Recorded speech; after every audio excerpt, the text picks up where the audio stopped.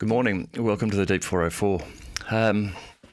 We've got an update on Lloyd Austin, his situation, which has come through in the last few hours. In a statement that has been released, Lloyd Austin has now reportedly left the Walter Reed Military Hospital and has returned home to continue to convalesce and recuperate from the privacy of his home. Reportedly, he will continue to his official duties while at home, with mention again that he has all of the secure communications required to do that. A statement has been released, reportedly by Lloyd Austin, the Defence Secretary of the United States, where he's thanked the outstanding doctors and nursing staff for their professionalism and superb support. Prior to that, Admiral John Kirby, the Whitehouse spokesperson, who was on the television show Face the Nation, he mentioned there that Lloyd Austin's doctors think he may need additional care and physical therapy may be the way forward. Physical therapy is an interesting thing to be mentioned in the case of what has allegedly happened with Lloyd Austin, which is prostate surgery and then a urinary tract infection. Now, with any surgery where there's cutting to muscles, some sort of repair time is needed. So I did a bit of Googling around. Of course, I'm not a doctor or anything, but I just did a bit of Googling around. And in terms of what physical therapy there might be in this situation. So it seems that pelvic floor strengthening, the strengthening of those muscles after surgery, could be something that's being done. However, that's something that could be taught to you to do, and you would do at home. You wouldn't need to be doing that in a hospital normally. The surgery for prostate cancer can take up to 3 to 4 weeks for the surgery to completely heal, depending on the way and type of operation, the way it's been done. And you would do no heavy lifting during that period of time. So again, unusual sounding that you would spend, now it's the 16th of January, that you would spend over 2 weeks in hospital for a urinary tract infection. It can, urinary tract infection can lead to kidney problems or sepsis if it's not treated, but there's been no mention of this at all. There's been no mention that he gained sepsis from the surgery, from the infection, or that his kidneys had some problem due to this. So I don't think that's the case. So as far as John Kirby's statement about physical therapy, it appears that pelvic floor strengthening seems to have been the thing. Interesting. One final thing on there, though, is that we still haven't seen Lloyd Austin. There was no photo released today with him leaving hospital that I was able to find. No picture of him waving from his bed or waving from the front door of his house as he re-entered his home, as you might have expected, just to help quell these rumours and make sure that everyone's quite clear that he is okay. Anyhow, I'll continue to follow this and just see how this tails out and see when we do see Lloyd Austin again. Now, in other news from Ukraine, which is interesting overnight, pardon me, I think I'm about to sneeze, maybe not.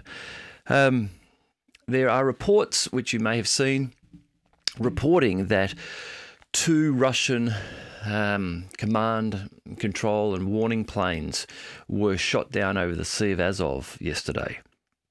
The two planes are, if you give me one moment, I'll try and get that plugged in so that I can show them to you. The 2 planes are an IL-22, an IL-22, and an A50. Now, that's the A50 there. This is an what's called an AWACS plane. It's an aerial aerial warning and control plane. So you can see the large radar dome on its back there. This plane is able to fly and then, using radar and other technologies, be able to provide early warning for incoming targets and detection of things like that. So an A50 and an IL-22, IL-22. This plane here, now this is an older plane, a big 4-engine prop plane. I think these came into service back in 1947, just after World War II. This one was reportedly being used as a like an airborne command centre.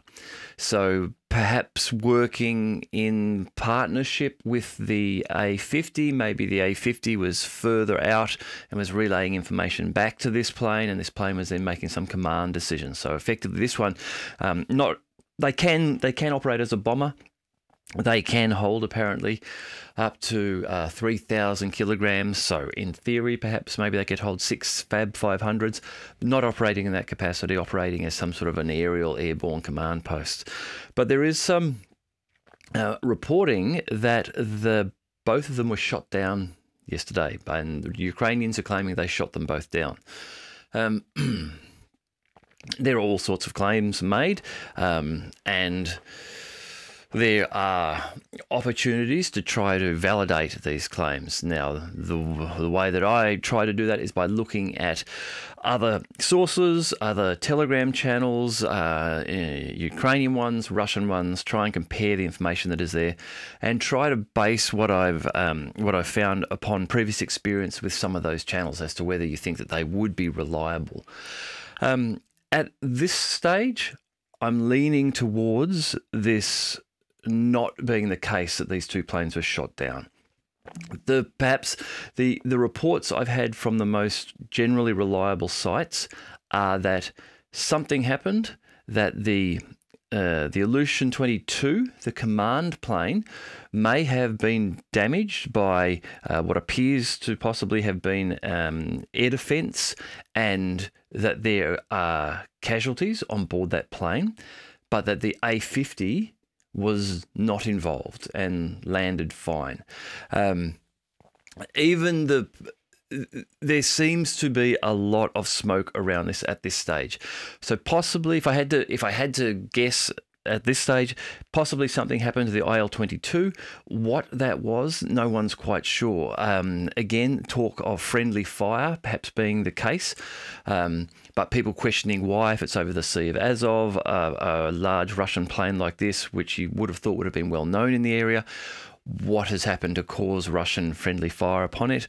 I think the friendly fire thing is coming perhaps from the type of damage which has been reported in one photograph of the tail of one of these planes, which looks as though it may be from an air defence interceptor missile. But at this stage of the A50, it appears as though it has not been shot down. Anyhow, on this one, I'll follow this one and see what comes out of this. If this is something that the Ukrainians have managed to achieve, a massive victory for them in terms of in the airspace. The A50 aircraft are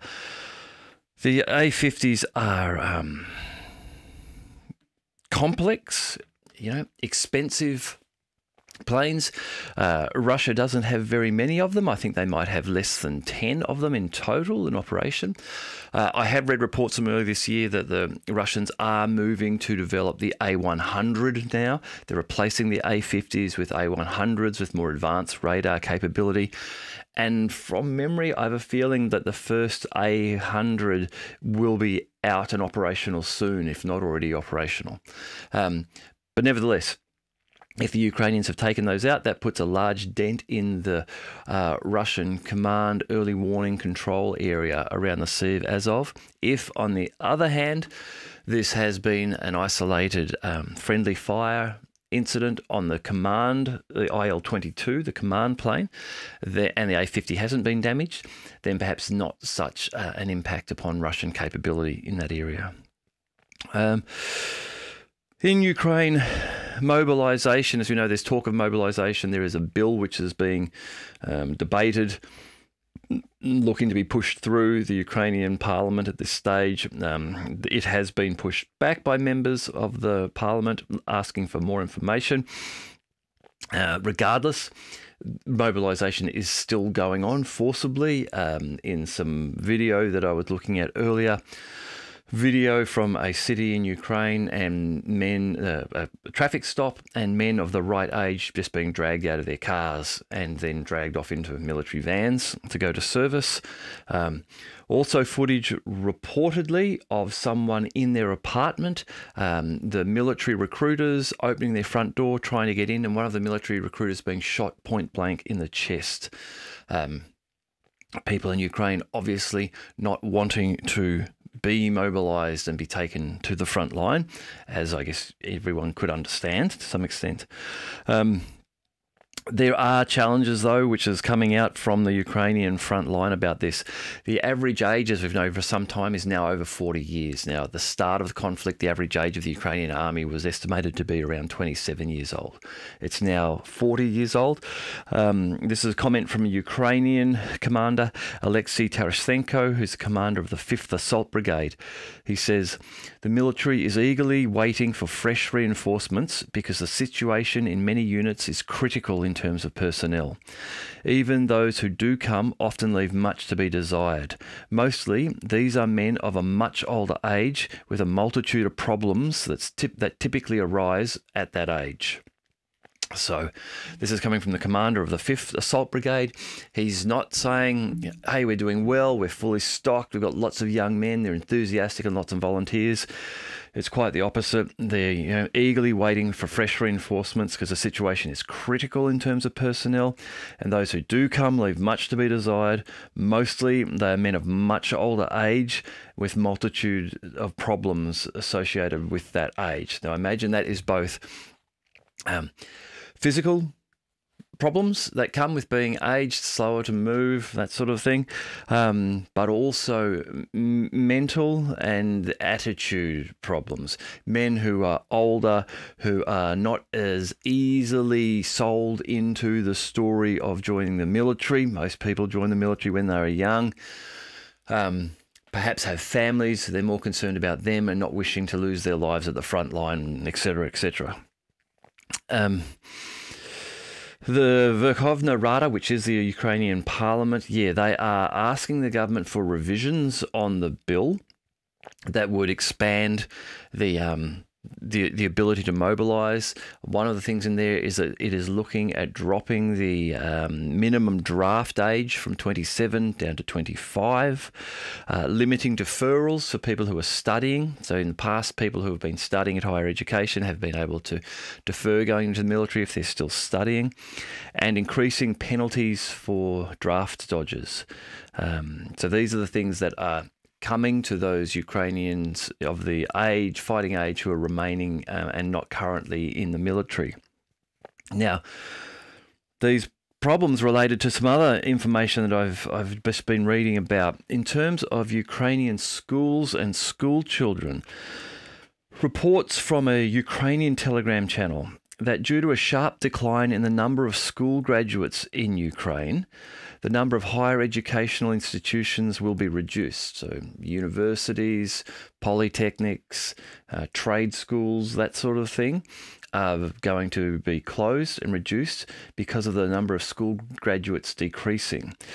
The Deputy Minister of Education, Mikhail Vinitsky, stated this year there were about 360,000 school graduates in Ukraine. 360,000. 15 years ago, in 2008, this number was 640,000, and that further forecasts are disappointing. This figure, this figure will drop for a number of reasons in the coming years. It will drop, they believe, to a minimum. This is actually school starters. So now this is school starters. This figure will drop to a minimum in the next 2 years because everyone is taking boys out of the country. And in 5 years' time, the school starter numbers will be even lower, as the Ukraine birth rate at the present time is negligible. So with so many men away fighting, with so many people having left Ukraine, there's over 6 million who have left Ukraine, with people now finding ways to take young boys out of the country. I imagine if you're living in Ukraine and you've got family in Europe and you can get your sons over there, and or if your sons are 20, 21, 22, around an age where they could be drafted, you would be looking to move them out. But especially even if they're younger, it seems. That is all leading to combined birth rates decreasing and a reduction in the number of school starters. And as we can see already in terms of school leavers, that number has dropped from 640,000 in 2008 to now be at 360,000 school graduates. And that's leading to a decline in the number of educational institutions within the country. So while this itself may not have an immediate impact upon the war, this will have an impact upon the country and Ukraine's ability to sustain itself and exist as a functioning country in the future. If its birth rate has declined to next to nothing, and if people have left, now a lot of those people left nearly 2 years ago. A lot of those people won't return. They will have now found families, homes, jobs, lives overseas, and the thought of coming back to either an area that has been ruined or an area that is now under Russian control is something that they may not wish to do, and that those people won't return. So Ukraine's population will go into decline. Also, without some sort of high level of immigration, where you can convince people from other nations to come to Ukraine post-war to help with the rebuilding, without something like that, then people just, again, in large numbers, won't be inclined to go to Ukraine if the country itself has been diminished to such an extent. Now, that sort of diminishment may come from things like the Russians taking the southern oblasts of Odessa and Mykolaiv, which will limit and remove any port access from Ukraine to the Black Sea. These type of things economically will put great pressure on Ukraine and not tend to make it a desirable place to go to try and start a life in comparison to other nations which are functioning in a far more healthy economic way. Adding to this, another point I've just been reading about in Ukraine is related to the debt payments for electricity. Again, these are indicators of what's happening to the economy and what's happening to the country of Ukraine. Again, this reporting coming from a reliable Ukrainian channel. The Cabinet of Ministers, and so these are translated, hence why the language in the English is a little bit stilted. The Cabinet of Ministers lifted the ban on turning off electricity for debts, which nullifies President Zelensky's promises not to fine the population during wartime. Today, the Ukrainian population's debt for consumed electricity has increased by 41% compared to the pre-war times. For the normal functioning of Ukraine's energy system, the necessary resources are urgently needed, and therefore this was a forced measure, says the NEURC chairman Konstantin Ushchapovsky. So, people in Ukraine using electricity, as you can imagine right now, they'll be using a lot of electricity for heating. If you've seen any pictures of Ukraine, it is in winter time and it is snowy and icy and the temperatures are very cold. Soldiers in certain areas are suffering from frostbite. It is very cold in Ukraine at the moment. People aren't able to pay their bills, though. This is because people have lost their jobs, people are unable to work, industries they work at are being destroyed. The funding that has been sent to Ukraine to continue to pay public sector wages and things like that is in decline. Pensions and that sort of thing are reportedly being wound back and reduced. So people still need electricity, still need their heat. Many people living paycheck to paycheck, like anywhere around the world, will not be able to pay their electricity bills. They'll be racking those bills up. And there has here reportedly that level of debt related to paying for your electricity has increased nearly 50%. It's increased 41% compared to the pre-war times. And the ban on turning off the power to your house, if you haven't paid your debts, has just been lifted, it seems. This Ukrainian channel goes on to say that some people are suggesting that the real and root cause of this is requirements of the International Monetary Fund, which systematically continues to drive Ukraine into global economic slavery. That is, ordinary citizens will now be without electricity due to the requirements of the IMF. So here they're just saying that chain of debt is being passed along, that the people who can't pay their bills, so they're in debt to the electricity company.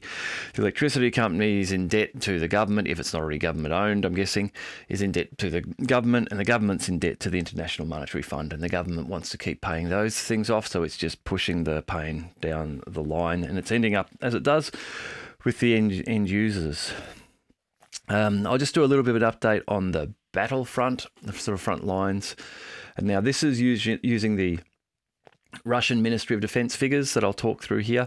As I say, these are Russian Ministry of Defense figures, so take them with the level of skepticism that you think is warranted. They are, however, consistent in that we receive them each day, and once a week there's a weekly update. Their numbers don't seem to be wildly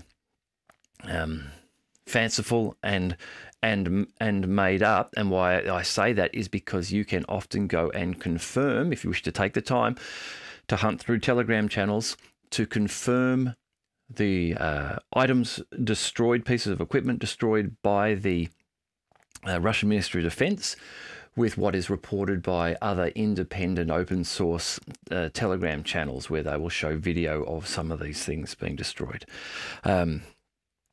And as I've also said, people have said, why don't I use the Ukrainian Ministry of Defense numbers? And it's purely because so many times in the last year or so, while I've been doing this and following this conflict closely, there are holes and mistakes, and in some cases what appear to just be outright fiction in the reporting that comes from the Ukrainian military. So for that reason, I'm choosing to use the Russian Ministry of Defense figures, which, as I say, are at least consistent. And the trends we see in them tend to make sense in what overall we see happening in the battlefield, including what we hear from Ukrainians, what we hear from Russians. One thing that I will just add here, in a video that I did about a week ago, where a Ukrainian interior minister came out and claimed that the number of Ukrainian lost, killed and wounded in this conflict is 500,000, 500,000. He claimed the numbers were 30,000 killed and wounded a month for the Ukrainians, or 1,000 a day. The Russian Ministry of Defense reporting that I've been reporting on and for about the last 8 weeks as an indication, roughly there, the Russian Ministry of Defense numbers, their estimates for the number of Ukrainians killed and lost per day is somewhere around 700 to 800. So the Russians are estimating less casualties, killed and wounded, in their Ministry of Defense daily reporting than a Ukrainian interior minister has just suggested.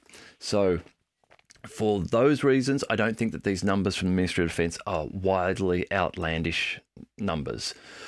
Anyhow, I'll just go quickly through these. In the Kupiansk direction, where the Zapad group of forces are operating, yesterday they repelled one attack by the Armed Force of Ukraine's 60th Mechanised Brigade close to Sinkovka. Sinkovka, in the top of the Kharkov region, is an area or a township which has been fought over for some time. The Russians have been on the verge, it seems, of taking it for a long while.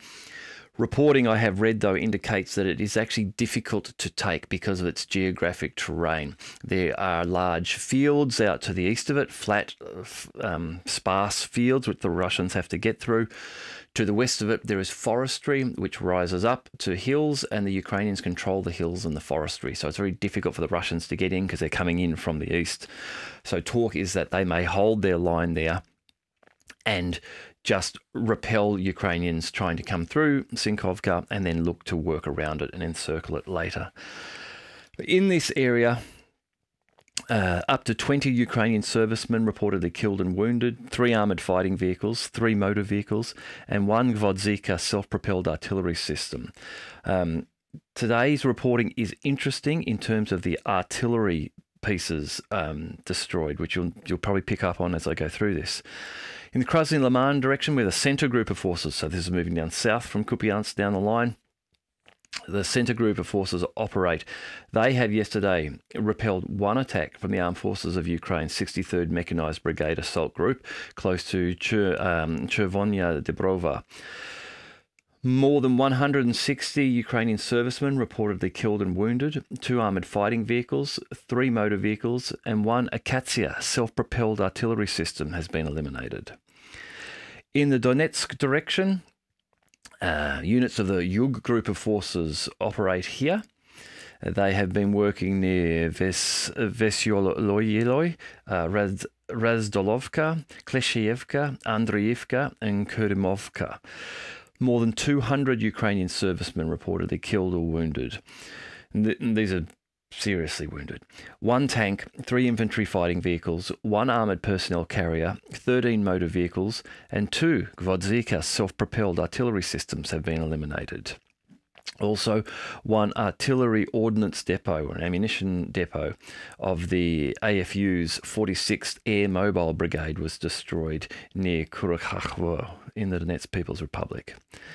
In the South Donetsk direction, which is the area where the Vostok group of forces operate, they have engaged the AFU's 72nd and 79th Air Assault Brigades near Novomykhailovka. Reportedly in South Donetsk yesterday, more than 140 Ukrainian servicemen have been killed or wounded. 2 armoured fighting vehicles, 4 motor vehicles, and 1 Gvozdika self-propelled artillery system has been eliminated. In the Zaporozhye direction, here fighting has been close to Verbova and Rabotne, and Novopropkovka in the Zaporozhye region. Reportedly, up to 20 servicemen have been killed and wounded of the armed forces of Ukraine. 2 armoured fighting vehicles, 3 motor vehicles, and 1 D-30 howitzer was destroyed. And then moving down to the Kherson region, as a result of the conflict here, the armed forces of Ukraine have suffered losses of 40 servicemen, 8 motor vehicles, and 1 Gvozdika self-propelled artillery system. Just another separate little summary note on Kherson. This has come from a Russian telegram channel. In the Kherson direction, enemy activity was temporarily reduced. The ducts were freezing. This is a translation here. I believe by the ducts, they mean the access ways across the water. So there is the Dnieper River. It's a major river which flows between the West Bank, Ukrainian-controlled West Bank, and the Russian-controlled East Bank in the Kherson region. But there is also a series of smaller rivulets, and the Kolka River, which is a smaller one on the eastern side, with little, pathways of rivers and streams between them, which are used under the cover of the trees and foliage in these islanded areas in between the rivers. These are used to get to Krinky. So here they're saying the ducts were freezing, which means that the boats aren't flowing. The boats aren't moving across them, I believe is what he's saying here. In the Kherson direction, enemy activity was temporarily reduced. The ducts were freezing, and the delivery of landing groups was difficult. Now, this is Russian, so they refer to the Ukrainians as the enemy when they say enemy activity. In Krinky is the area which for a number of months now there has been what seems to be pointless attempts by Ukraine to establish a beachhead here. And I say pointless because it has been unsuccessful in gaining any sort of strategic or even tactical advantage for the Ukrainians, but it has led to a massive number of deaths and woundings. We've had reports from Ukrainian soldiers who have been in Krinky, who were fortunate enough to be recycled back out, talking about no ability to evacuate their dead, struggling to evacuate their wounded, terrible conditions, all of the men there just about suffering from frostbite. Anyhow, in Krinky, this goes on and says, in the ruins, the Ukrainians did not take much action. There are more and more captured enemy soldiers with frostbite.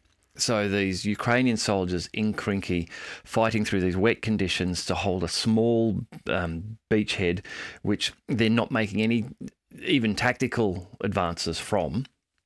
But they're losing many of their men there, is just sounding more and more like a frozen hell, with more and more of the captured enemy soldiers being captured and suffering from frostbite.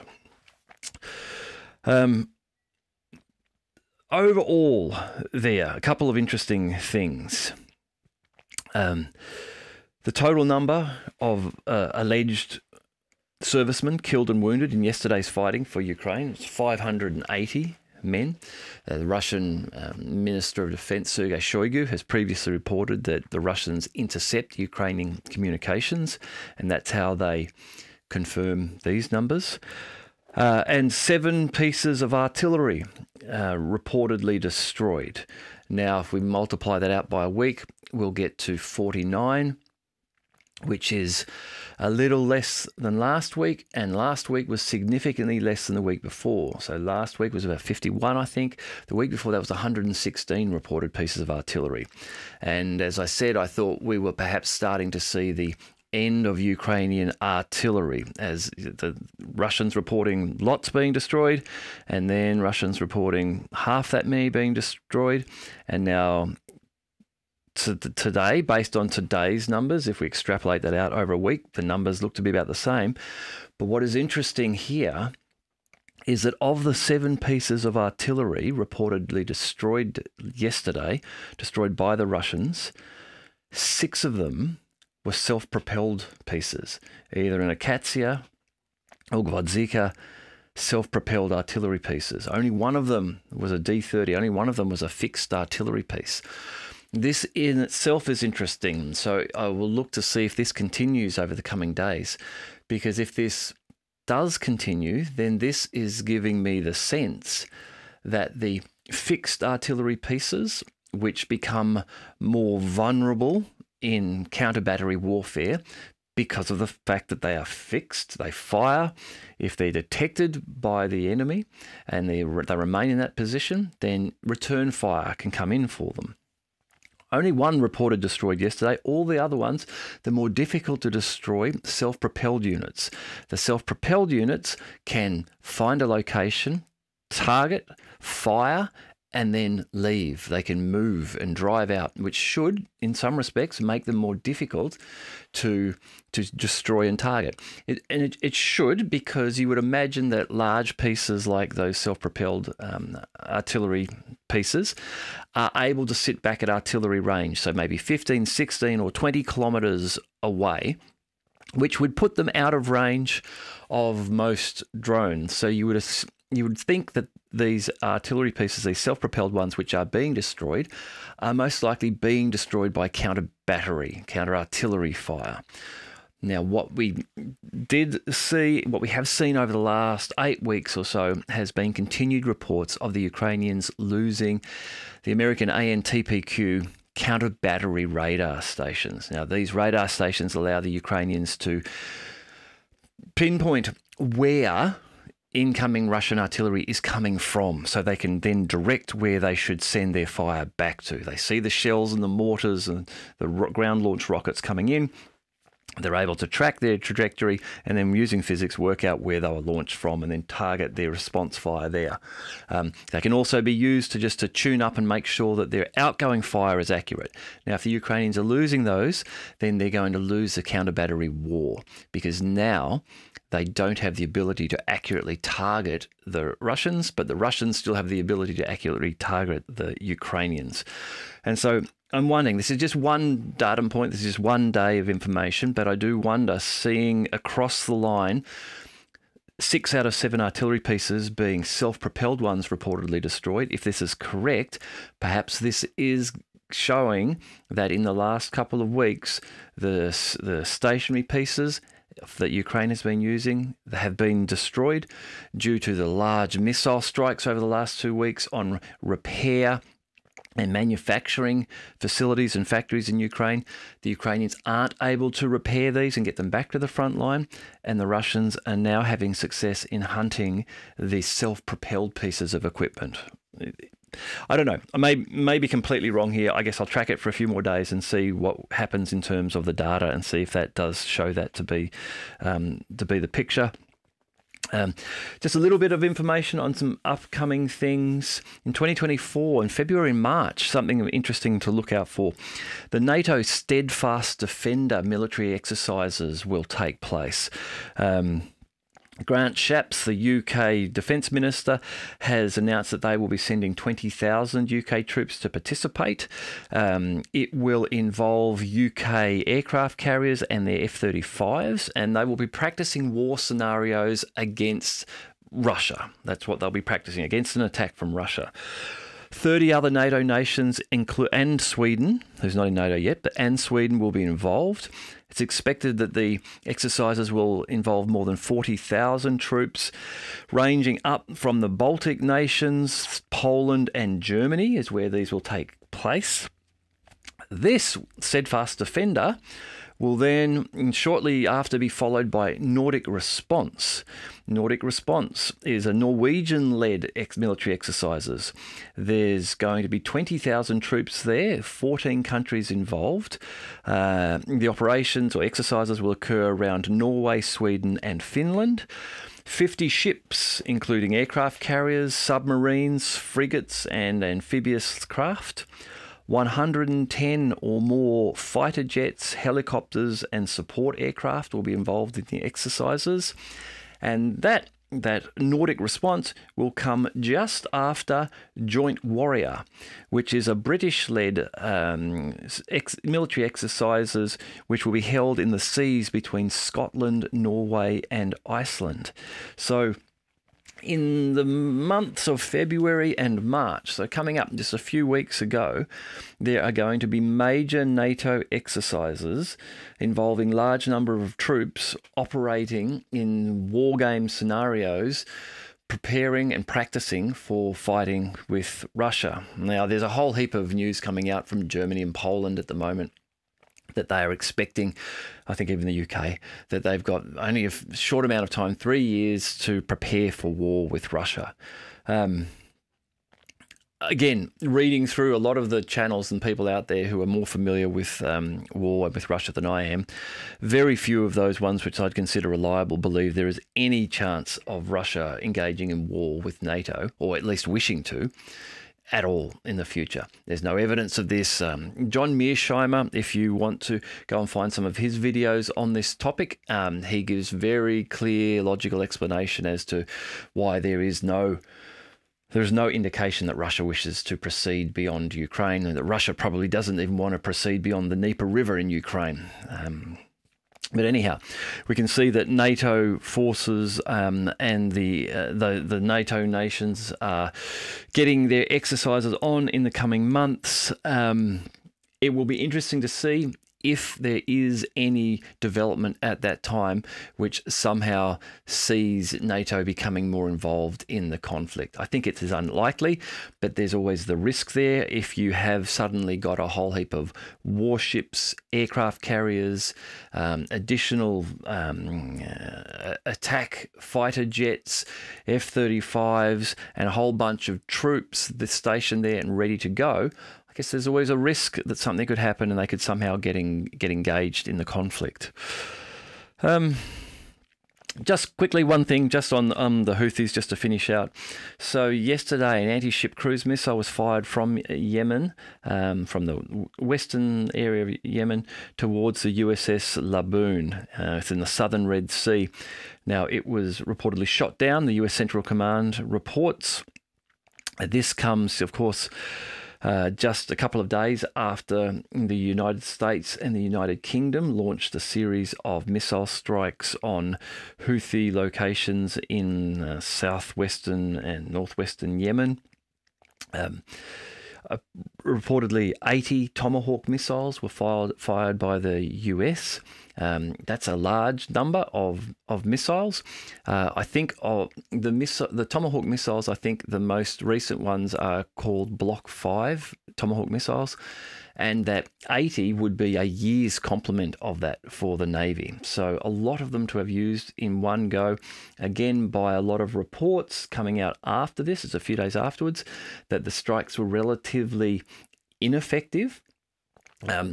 I can't confirm if that is the case or not. They may have been highly effective in degrading the Houthi capabilities, but as I've mentioned before, I think that the Houthi capabilities, given that they are fighting in an asymmetric mode, where they are underpowered and the underdog in a fight, that they are likely to be able to continue their activities even given those missile strikes by the US. The US embarked upon a second or third set of strikes sort of yesterday, which the UK I don't believe was directly involved in. However, there has been a statement coming out from Ansar Allah, which is the leadership group of the Houthis, where they have said that now they are extending their blockade of the Red Sea and the Gulf of Aden, and they were expanding that out to any US or UK flagged ships, or any ships that they believe are related to the US or the United Kingdom. Prior to that, they were saying that their blockades, their hijackings on ships and attacks on ships were going to be limited just to Israeli ones who are supporting Israel in its bombing of Gaza.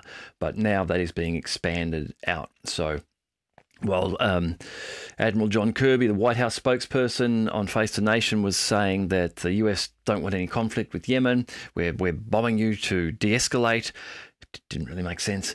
What has happened is that the US has bombed Yemen and has bombed the Houthis, and so they're going to see an escalation, not a de-escalation from this. And I think the first incident of that was yesterday with an anti-ship cruise missile fired from Yemen towards a US warship. So I imagine we'll see a continuation of that in the coming days.